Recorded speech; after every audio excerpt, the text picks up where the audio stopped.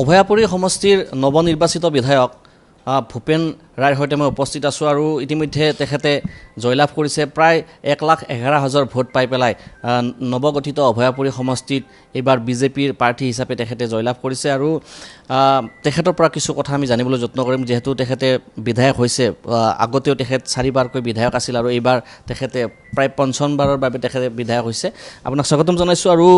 আপোনাক শুভেচ্ছা জ্ঞাপন কৰিছোঁ ইতিমধ্যে আপুনি জয়লাভ কৰিছে আৰু সমষ্টিবাসীৰ আকাংক্ষা আছে প্ৰায় 1,11,000 ভোট পাই পেলাই আপুনি জয়লাভ কৰিছে আৰু এতিয়া বিধায়ক হোৱাৰ পিছত সমষ্টিটো যেহেতু নতুন কি ধৰণে আগবাঢ়িছে কি কাম কৰিম বুলি ভাবিছে আপাতত মই প্ৰথমতে অভয়াপুৰী সমষ্টিবাসী ৰাইজক ধন্যবাদ জ্ঞাপন কৰিছোঁ আৰু যিসকল আমাৰ দুটা দলৰ বিশেষকৈ বিজেপি আৰু এজিপি দুইটা দলৰ যিসকল কৰ্মকৰ্তাই আজি কষ্ট কৰি আমাক এইখিনি বিজয়লৈকে আনিছে মই তেখেতসকলকো বিশেষভাৱে ধন্যবাদ জ্ঞাপন কৰিছোঁ এতিয়া অভয়াপুৰী সমষ্টি যিটো গঠন হৈছে এইটো পূৰ্বতে অভয়াপুৰী উত্তৰ আৰু অভয়াপুৰী দক্ষিণ তাৰে কিছু অংশ লৈ অভয়াপুৰী সমষ্টিটো গঠন হৈছে 16 নম্বৰ আৰু প্ৰথমবাৰৰ বাবে ইলেকশ্যন নহয় এইটো লোকসভাতো ইলেকশ্যন এই সমষ্টিত হৈছিলে তাতো আমি প্ৰায় 55,000 ভোটৰ ডিফাৰেন্সত আমাৰ এমপি গৰাকীয়ে ভোট পাবৰ কাৰণে সক্ষম হৈছিল জিকিবৰ কাৰণে সক্ষম হৈছিল আমাৰ সমষ্টিটোত এতিয়া কথাটো হ'ল কি এই সমষ্টিৰ ৰাইজ বহুদিন ধৰি চৰকাৰী পক্ষৰ বিধায়ক ইয়াত পোৱা নাই আৰু এইবাৰ চৰকাৰী পক্ষৰ বিধায়ক হিচাপে মই যেহেতু নিৰ্বাচিত হৈছোঁ মোৰ ওপৰত ৰাইজৰ আস্থা বহুখিনি আছে আৰু মই ভাবিছোঁ এই আস্থা কেনেকৈ ৰাইজৰ পূৰণ কৰিব পৰা যায় তাৰ কাৰণে মই চিন্তা কৰিছোঁ আৰু ঠায়ে ঠায়ে স্থানীয় ৰাইজৰ লগত মই মত বিনিময় কৰি প্ৰকৃতাৰ্থত কোনকেইটা সমষ্টিক আমি অগ্ৰাধিকাৰ দিম দীৰ্ঘম্যাদীয়ে হওক বা আমাৰ হ্ৰস্বম্যাদীয়ে হওক এনেধৰণৰ সমস্যা আছে বিশেষকৈ অভয়াপুৰী সমষ্টিত গাঁৱলীয়া ৰাস্তাবিলাক অতি বেয়া আৰু সেইটো মই নিজেও ঘূৰিছোঁ আৰু ৰাইজে সেইটো অনুভৱ কৰিছে আজিৰ এই আধুনিকতাৰ দিনত বিশেষকৈ প্ৰতিটো পৰিয়ালতে আমাৰ যি যান বাহন ইত্যাদি আমাৰ হৈছে বিশেষকৈ 4চকীয়া বাহনে হওক 2চকীয়া বাহনে হওক মানুহৰ আছে গতিকে ৰাস্তাসমূহ অতি বেয়া আৰু মই প্ৰথম পৰ্যায়ত এই ৰাস্তাসমূহ মেৰামতি নহয় মানে পকীকৰণ কৰাৰ কাৰণে মই চিন্তা চৰ্চা কৰিছোঁ আৰু প্ৰায় 37টামান ৰাস্তা ইতিমধ্যে আমি টেণ্ডাৰ কৰোৱাইছোঁ আৰু এই ৰাস্তাকেইটা হৈ উঠিলে অন্তত প্ৰথম বছৰৰ কাৰণে এইখিনি বহুখিনি কামত আহিব আৰু দ্বিতীয় বছৰ ঠিক তেনেধৰণে আমি যদি আৰু 50টামান ৰাস্তা দ্বিতীয় বছৰতো কৰিব পাৰোঁ আমাৰ ৰাস্তাৰ অভাৱটো বহুখিনি কমি যাব ঠিক তেনেধৰণে মই আগতেও কৈছিলোঁ যে অভয়াপুৰীৰ জনসংখ্যা কম টাউন এণ্ড কাণ্ট্ৰি প্লেনিং ব্যৱস্থাটো আমাৰ চহৰখনত নাই আছে যদিও বঙাইগাঁৱৰ ফালৰ পৰা এইটো লুক আফটাৰ কৰে তে মই কেনেকৈ আগুৱাই নিব পৰা যায় টাউন এণ্ড কাণ্ট্ৰি প্লেনিঙৰ মানুহৰ লগত মই এই কথাটো পাতিম আৰু স্থানীয় নাগৰিকসকল বিশেষকৈ জ্যেষ্ঠ নাগৰিকসকলৰ লগত মই মত বিনিময় কৰিম ইয়াত কলেজ এখন আছে এই কলেজখন আমি মানে অট'নমি কৰিব পৰা যায় নেকি অট'নমাছ পৰ্যায়লৈকে নিব পৰা যায় নেকি সেই কথাটো চিন্তা কৰিছোঁ আৰু বিশেষকৈ আমাৰ যিখন দীনদয়াল কলেজ আছে পণ্ডিত দীনদয়াল কলেজ আৰু মানিকপুৰ আঞ্চলিক মহাবিদ্যালয় এই তিনিখন মহাবিদ্যালয়ৰ ক্ষেত্ৰত বিশেষকৈ অলপ নজৰ ৰাখিব বিচাৰিছোঁ বিশেষকৈ মানিকপুৰ আঞ্চলিক মহাবিদ্যালয়ত আমি বিজ্ঞান শাখাটো খুলিব বিচাৰিছোঁ আৰু তাৰ কাৰণে আমি গোটেইখিনি যাৱতীয় কাম কাজ আমি আৰম্ভ কৰিম একেধৰণে আমাৰ যিটো দীনদয়াল মহাবিদ্যালয় যিখন আছে তাত আমাৰ মানে কলা শাখা বিজ্ঞান শাখা আৰু বাণিজ্য শাখা তিনিটাৰে আছে এই তিনিটাই আছে কিন্তু এতিয়া আমি সেইটো তাত স্নাতকোত্তৰ শ্ৰেণীলৈকে লৈ যাব পৰা যায় নেকি যে ইয়াৰ পৰাই MA MSc MCom পঢ়িব পৰা ব্যৱস্থা ছাত্ৰ ছাত্ৰীসকলে যাতে এই সুবিধাটো পায় তাৰ কাৰণে আমি চিন্তা চৰ্চা কৰিছোঁ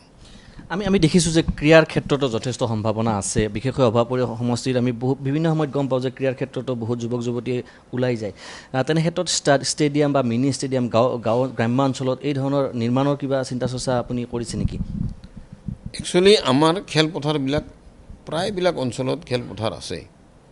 আমাৰ এই গাঁওবিলাকৰ খেলপথাৰবিলাক কিছু উন্নতি কৰাৰ কথাটো মই ভাবিছোঁ আৰু বিশেষকৈ মানিকপুৰ ছাইড আৰু অভয়াপুৰীত আমাৰ যিখন চিলাৰা ষ্টেডিয়াম আছে, এই দুখন ষ্টেডিয়াম অলপ উন্নত মানৰ কৰিব পৰা যায় নেকি, তেনেকুৱা চিন্তা আমি কৰিছোঁ। পশুপালন আৰু মৎস্য পালন এই দুটাটো কিন্তু আপোনাৰ বিশেষকৈ সমষ্টিৰ অন্তৰ্গত অঞ্চলসমূহত যথেষ্ট সম্ভাৱনা আছে। তো এই দুটা ক্ষেত্ৰতো আপোনাৰ চকু থাকিব নেকি? নাই, আমি সেইটো অলপ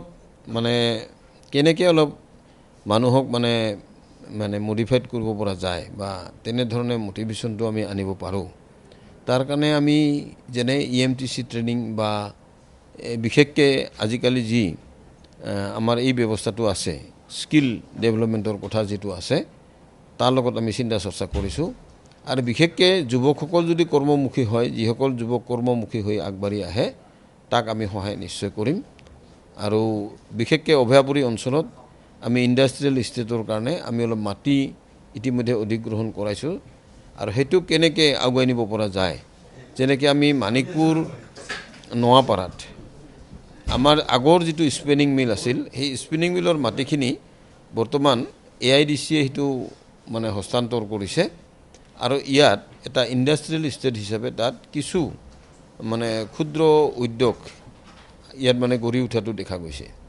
তেনেধৰণে আমি অভয়াপুৰীতো এই ব্যৱস্থাটো চিন্তা কৰিছোঁ।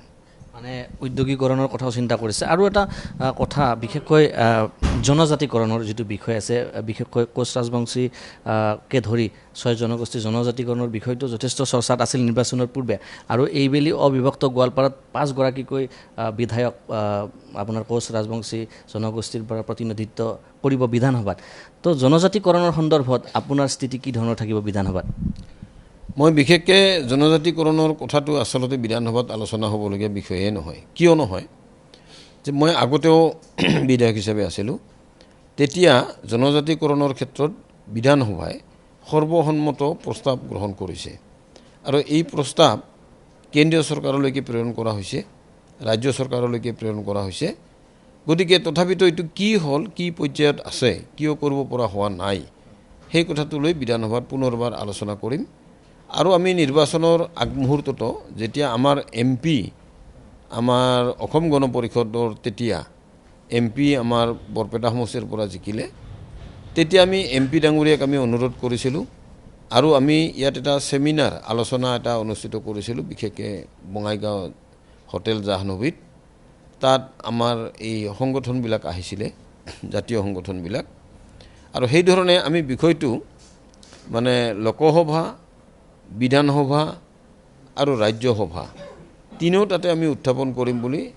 তেতিয়াৰ অসম গণ পৰিষদ দলৰ এটা প্ৰস্তাৱ আছিল। সেইমতে ইতিমধ্যে লোকসভা আৰু ৰাজ্যসভা আৰু বিধানসভাত আমি এই দুটা ঠাইত আমাৰ উত্থাপন হৈছে। আৰু বিধানসভাতো এই বিষয়টো মই যিহেতু নিজে তেতিয়া আছিলোঁ,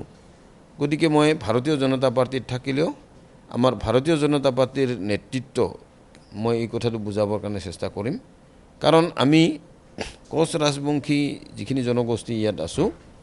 তে এইখন চৰকাৰ যিহেতু সনাতনী ধৰ্মৰ প্ৰতি বিশ্বাসী আৰু সনাতনী ৰাইজৰ প্ৰতি যিহেতু তেখেতসকলৰ দায়বদ্ধতাও আছে, তে আমি কোচ ৰাজবংশী জনগোষ্ঠীটো প্ৰকৃতত আমি সনাতনী জনগোষ্ঠী। আমাৰ মাজত খ্ৰীষ্টান মানে -1% নহ'ব, তেনেকুৱাও নহয়, মানে একেবাৰে নাই বুলিও কোৱা চলে, যে আমি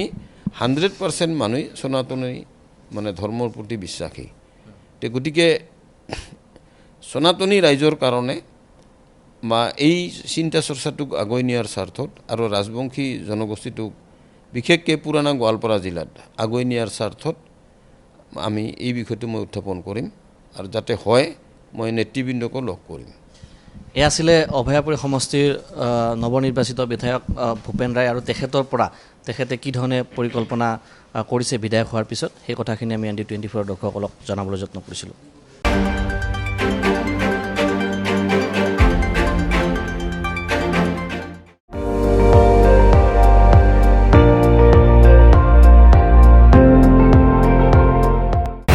আপুনি চাই আছে ND24,